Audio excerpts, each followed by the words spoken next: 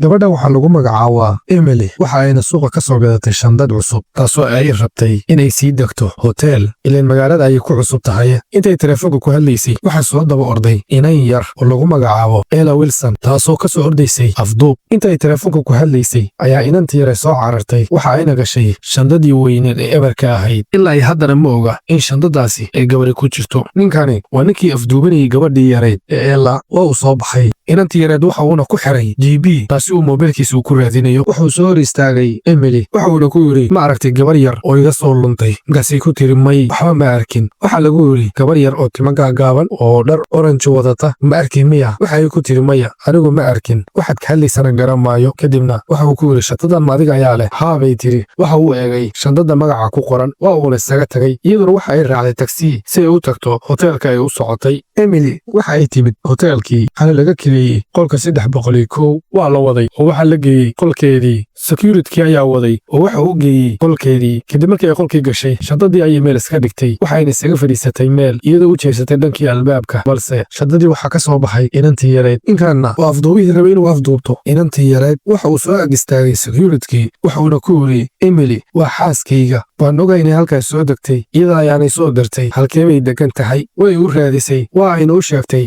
qolka ay degan tahay Emily oo ahaa 301 halkan waxaad ku aragtaa gabadhii oo dhuumanaysa oo la arkay way qabatay gabadhiina way qaylisay waxay tiri dib ha ii celinin oo ninkaas way afduubanaya ma ahna bixay waxayna ku tiri adigu yaa lahayd iyaduna way isu sheegtay waxay tiri waxaan nahay Ella Wilson waana le afduuban rabaa waxaan ku soo dhuubtay shandadaadii ee badbaadi waa kana hadda waxa uu soo istaagay qolkii ay deganayd Emily albaabka ayuu u garaacay way u soo baxday oo waxay ku tiri maxaan kaa caawiyaa waxaana lagu yiri shandadaadaasi waxa igu jira alaab kadibna waxay ku tiri adigu malaha wax kale ayaa damacsan tahay kadibna wuxuu ku yiri may wax kale ma damacsani ee shandadaas uma rabaa inta ay ku qaylisay ayay ku tiri iga tag haddii kale security ayaan wacaya albaabkana way ka soo xiratay isna waa uu xanaaqay waa uu isaga soo tagay meesha waatana iyadana waxay ku oroday inantii yareyd si ay u badbaadiso inantii ay ka soo saartay meeshii markii hore ay gashay ninkanna waxa uu rabaa inuu laaluusho security taasuu uu leeyahay qolka 301 iga soo qaad shandada wuxuu ku leeyahay iskama soo qaada shandad haddii aad rabtana shandada ku soo qaado soo dir lacagta in yar ayaa gacanta laga saaray markuu arkay wuxuu yiri aniga ayaa soo qaadaya isna xagga hoose ayuu u degay waatana Emily taasoo badbaadinaysa inantii yareyd ninkanna waa security kaasoo raba inuu soo saaro shandada ku jirta qolka 301 ee ku jirtay Emily markay hoose soo degtay waxay aragtay ninkan oo fadhiya qaybta sugitaanka inantii yar ayay tiri dhuuma adna Emily oo sii socotay uu yeeray wuxuuna ku yiri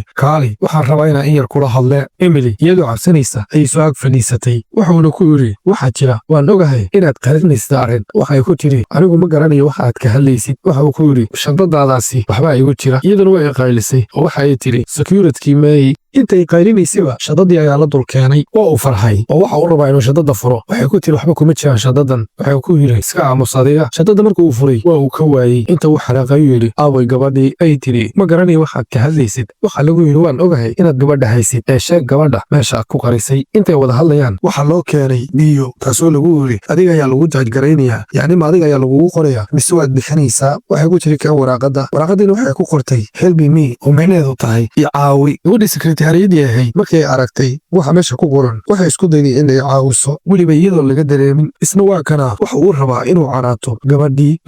sekretariyadii ahayd waxay garaacday 911ka oo ah booliska waxayna ku oroday halkii ay ku jirtay inantii yareyd albaabka ayayna u garaacday inantii yareyd ay albaabka ka furtay waxayna ku tiri maxaa dhacay inantii ayay rabtaa inay soo wado inantii ayaa tiri sug waxayna soo saartay halka GB-ga uu maantoo dhan uu ka daba socday waxaana la dhigay suuliga GB-ga waa ayna ka soo baxeen isna waa kana isagoo raadinaya inantii yareyd GB-giisa ayuu ka soo heegtay qolkiina ayuu soo galay gabadhii ayuu raadinayaa kolba qol ayuu galayaa qolka koowaad waa uu ka waayey kan labaad ayuu galay waa uuna ka waayey laakiin waxa uu ka helay GB-gii ka raadinayey waa uu soo dhaqaaqay markuu bannaanka uu soo bixi rabay gabadhii sekretariyadda ahayd ayaa soo booday oo waxay ku xirtay albaabka isna waa uu qaylinayaa waa kana albaabka inta laga furay ayaa la soo xiray asna Emilyna waa ay farxday oo waxay laabta gelisay gabadhii yareyd booliska waxaa kaloo u xiray ninkii shadada ka soo saaray qolkeedii Emilyna waxa ay u mahadcelisay inantii badbaadisay inantan yar ee ka caawisay booliska si loo qabto ninkan tuuga ah ee afduubka sameynayay